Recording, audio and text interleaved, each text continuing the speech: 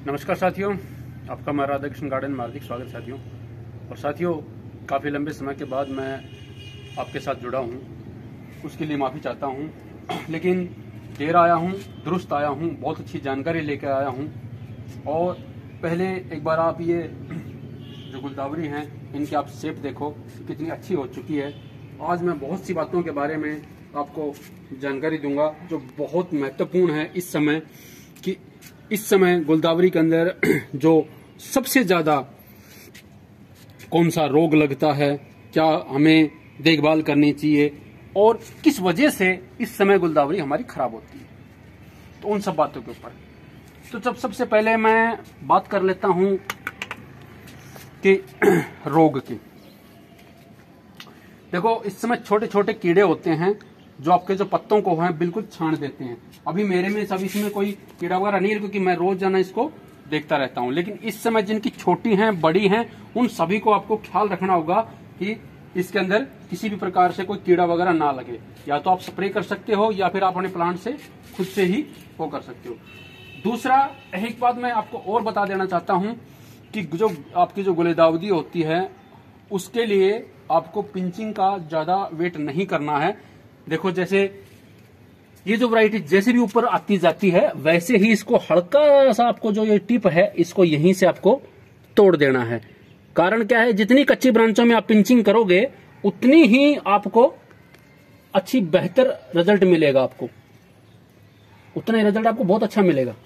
ये देखो, इस प्रकार से बस ऊपर ऊपर से हल्का हल्का सा, बस ऐसे करने के आप ये काम कर सकते हो। सारी ब्रांचों की पिंचिंग एक साथ नहीं होती है।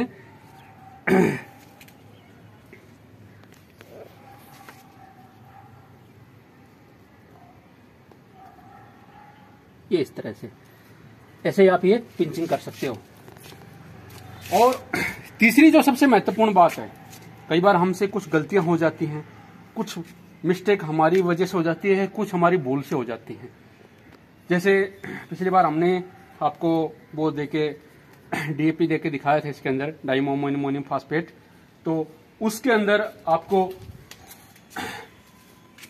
काम करके दिखाया था हमने कि किस प्रकार दिया जाता है।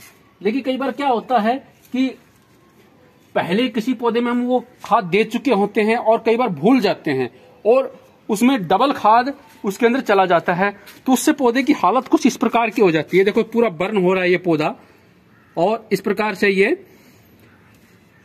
अगर ज्यादा इसको मैं अगर नहीं वो करता तो ये मर जाता। इसमें मैंने क्या किया, सबसे पहले तो मैंने इसकी 2-3 दिन अच्छी तरह से गुड़ाई रखी इसकी, और लगातार 2-3 दिन तक मैंने इसको 4 से 5 बार इसके अंदर पानी डाला। पानी नीचे से निकल गया, आपकी अगर वेल्डेड मिट्टी होती है तो 2 इस प्रकार से इसको उठा के 2 ईंटों के बीच में रख के ऐसे आप इसके अंदर ये पानी निकाल सकते हो। 2-4 बार पानी निकालने से क्या होता है कि जो खाद का जो इक्वल बैलेंस होता है वो एकदम से ठीक हो जाता है। और जो दूसरा ये जो पीले पत्ते जो पड़ने का कारण है, ये होता है आपकी दूसरी लापरवाही का कारण। उसका देखो खामियाजा कितना बड़ा होता है।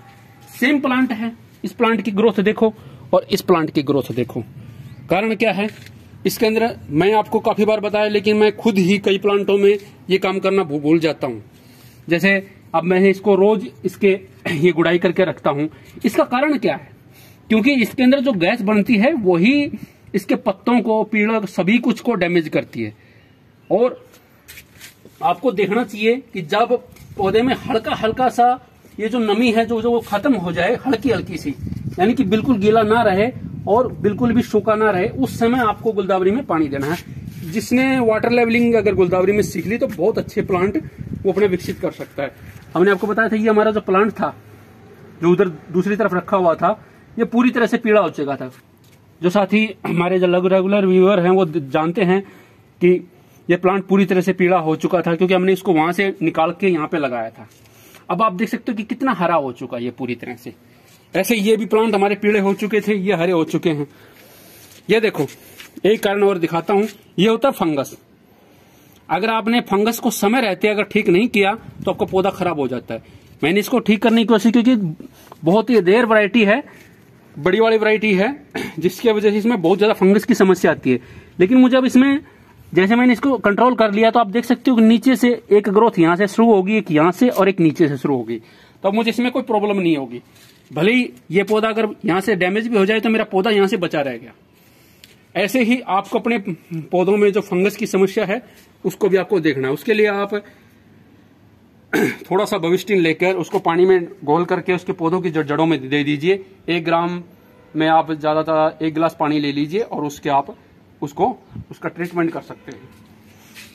लेकिन हमेशा जब भी मैं आपको बताऊं कि फंगिसाइड जब भी आपको डालना है सूखे में डालना है।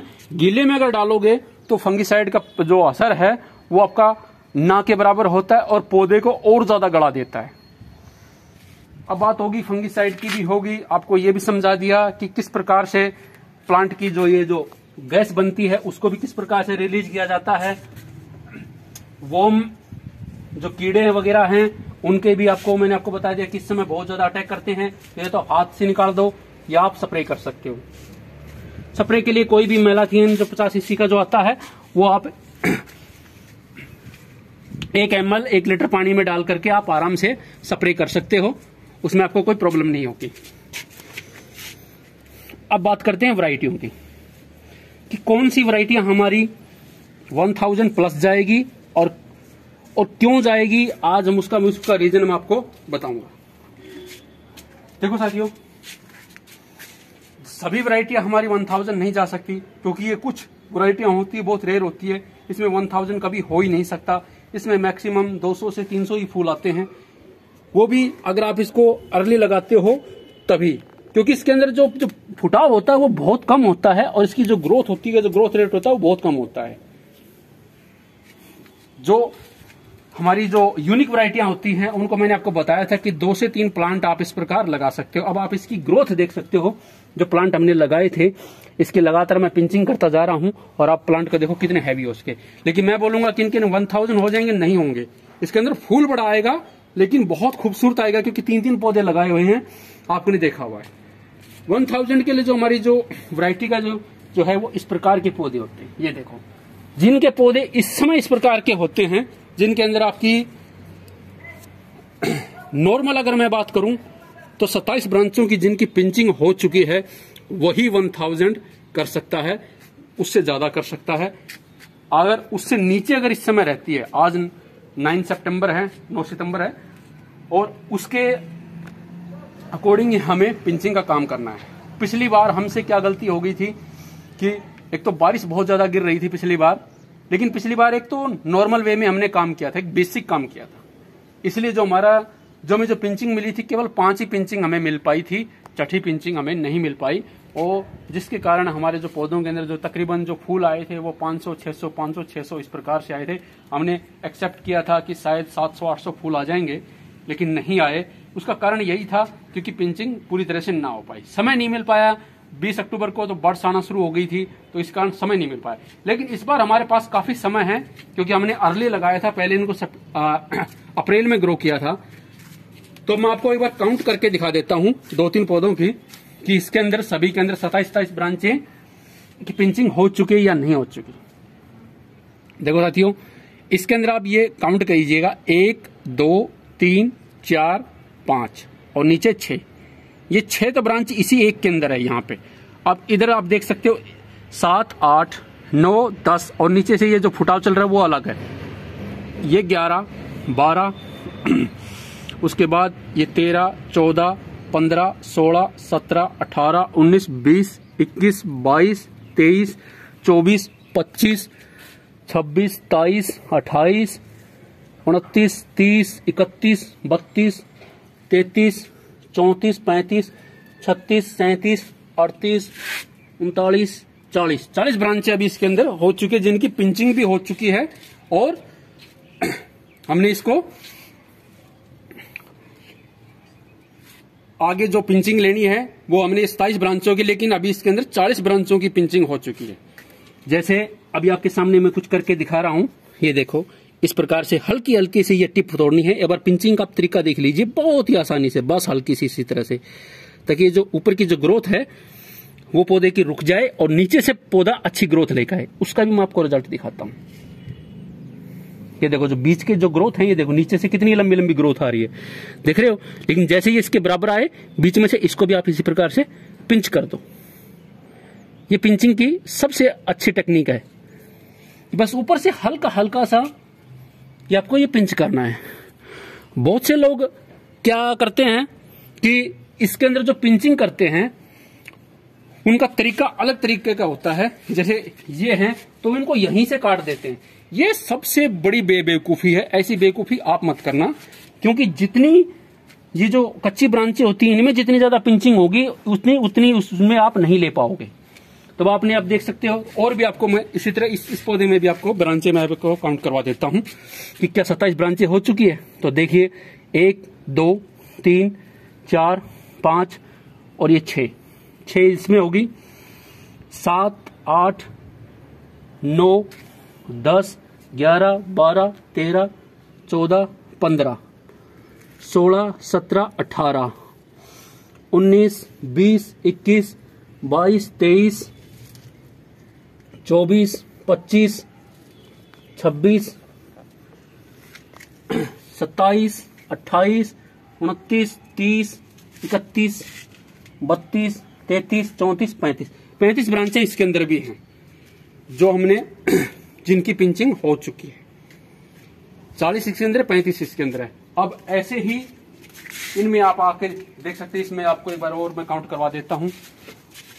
ये देखो 1 2 3 4 5 6 7 8 9 10 11 12 13 14 15 16 17 18 19 20 21 22 23 24 25 26 27 28 29 30 इसके अंदर 30 ब्रांचें हैं। यानी 30 ब्रांचों की इसकी पिंचिंग कंप्लीट हो जाएगी। यानी ये भी 1000 के लिए है, ये भी। इसकी तो बहुत ज्यादा ब्रांचें होगी। इसकी तो शायद 50 से भी ऊपर ब्रांचें हो चुकी हैं। तो इसको तो काउंट करने की ही आवश्यकता नहीं, वैसे ही देख के पता लगता है। अगर सारे पौधे अगर मेरे इस प्रकार से हो तो इस बार मैं 1500 तक भी उसमें फूल ले सकता हूं। लेकिन सारे नहीं है। जो मैं आपको बता रहा हूं, जो 1000 जो प्लांट है उनके लिए मैं आपको बता रहा हूं। ऐसे ही आप इसमें आप देख सकते हो। देखो 1 2 3 4 5 6 7 8 9 10 11 12 13 14 15 16 17 18 19 20 21 22 23 24 25 इसके अंदर 25 ब्रांचें हैं। यानी कि 25 ब्रांचों की पिंचिंग हुई है। तो कोशिश हमारी ये है कि इसकी भी आप लगभग, जैसे ये अभी ये 26 की मैं और कर देता हूं, जैसे ये 26वीं ब्रांच की ऐसे ये पिंचिंग हो जाए। तकरीबन इसमें भी कोशिश हो सकती है कि ये 1000 हो जाए, क्योंकि अभी ये थोड़ा सा प्लांट थोड़ा सा छोटा रह गया। तो लेकिन कोशिश पूरी है कि 1000 पूरा हो जाएगा। लेकिन इनमें 1000 आराम से हो जाएगा और इनमें भी 1000 आराम से हो जाएगा, क्योंकि इनके अंदर भी वही 26 27 ब्रांचों की पिंचिंग सभी के अंदर हो चुकी है। बाकी अगर इनकी बात करूं तो इनके अंदर वही 200 300 ही फूल आते हैं। वो भी थोड़े से साइज इनका बड़ा होता है, लेकिन बहुत यूनिक ही बहुत खूबसूरती। जब आपने मेरे पिछले वीडियो के अंदर देखी कि कितनी खूबसूरत वैरायटी हमारे पास है, तो उसी के अकॉर्डिंग हमने ये सारी चीज लगाई है। ज्यादा प्लांट जो यूनिक की वाले वो मैंने ज्यादा नहीं लगाए, वो 1 2 लगाए हुए हैं इस बार। लेकिन 1000 पे मेरा ज्यादा फोकस था। तो इसलिए हमारे पास 1 2 3 4 5 6 7 8 पौधे हमारे पास 1000 से जो फूल कर सकती है वो वाली वैरायटियां हैं। क्योंकि अभी 9 सितंबर है और अगर इस समय अगर 27 ब्रांचों की पिंचिंग हो जाती है तो 10 दिन के बाद ही इन 27 ब्रांचों में और ब्रांचें आ जाएंगी और उनकी भी हम अच्छी तरह से पिंचिंग कर जाएंगे। यानी 54 ब्रांचों की पिंचिंग हम इसमें से आराम से 10 दिन के बाद कर सकते हैं। अगर आप सितंबर माह के अंदर 54 ब्रांचों की अगर पिंचिंग कर लेते हो तो आपको जो जैसे ही अक्टूबर का जो मंथ शुरू होगा उसके अंदर आपकी जो ये गुलदावरी की जो ग्रोथ होती है वो 3 गुना हो जाती है। यानी कोई भी छोटा प्लांट हो वो भी बहुत तेजी से बढ़ता है और उस समय हमें पिंचिंग काफी अच्छी मिल सकती है। अगर इस समय अगर हमें पिंचिंग नहीं मिली तो हमारी पिंचिंग बहुत कम रह जाएगी और नतीजा हमें वो 1000 प्लस से जो हमारी जो सीरीज जो बनी हुई है उसका हम पूरा फायदा नहीं उठा पाएंगे। दूसरा, अगर इस समय पिंचिंग नहीं हो पाई तो इसके अंदर बर्ड्स बहुत जल्दी आ जाती है। अक्टूबर के अंदर 15 से 20 अक्टूबर के अंदर बर्ड्स आ जाती है, जिसकी वजह से हम इसे आगे ज्यादा पिंचिंग नहीं कर पाएंगे। लेकिन अगर आपने सितंबर में, मैंने पिछली बार भी कहा था, अगर ले सकते हो, क्योंकि पिछली बार हमें नहीं मिली, क्योंकि बाद में हमने लगाया था इसलिए नहीं मिली। इसलिए मैक्सिमम जो हमारे पास जो फूल थे 500-600 के तकरीबन जो फूल आए थे, तो इस बार 2 पिंचिंग छूटने की वजह से ऐसा हुआ था। अगर 2 पिंचिंग हो जाती तो उस समय भी हमें 1000 फूल मिल जाते। लेकिन ये जो 7 पिंचिंग होती है बहुत रेयर होती है, बहुत मुश्किल से मिलती है। जब आप पूरी पौधे को अप्रैल से तैयार करते हो तभी आपको ये 7 पिंचिंगें मिल सकती है। तो 5 हमको सितंबर माह के अंदर मिल जाती है, 2 हमें अक्टूबर माह के अंदर मिल जाती है, क्योंकि पौधा बहुत बुशी हो जाता है, घना हो जाता है, तो उसमें ग्रोथ और भी करता है। और जब 2 पिंचिंग कर लेता है तो उसके बाद आप 1000 फूल एक प्लांट से आप आराम से ले सकते हो।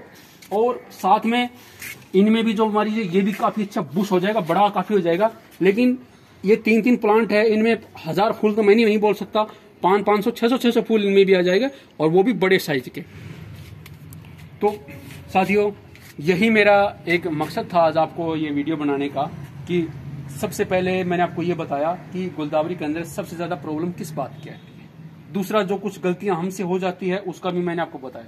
गलती का खामियाजा भी मैंने आपको दिखाया कि सेम प्लांट है लेकिन थोड़ी सी लापरवाही एक प्लांट को कितना ज्यादा इफेक्ट करती है, ये आप आराम से देख सकते हो।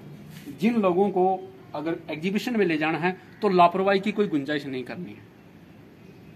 मेरे अभी ईश्वर की कृपा से 7 प्लांट बहुत अच्छे हैं जिनको मैं एग्जीबिशन में लेके जाऊंगा, और बाकी प्लांट मेरी कुछ लापरवाही होगी, ज्यादा नहीं, 2-3 प्लांटों में ही लापरवाही हुई है, बाकी मेरे बिल्कुल ठीक है प्लांट है।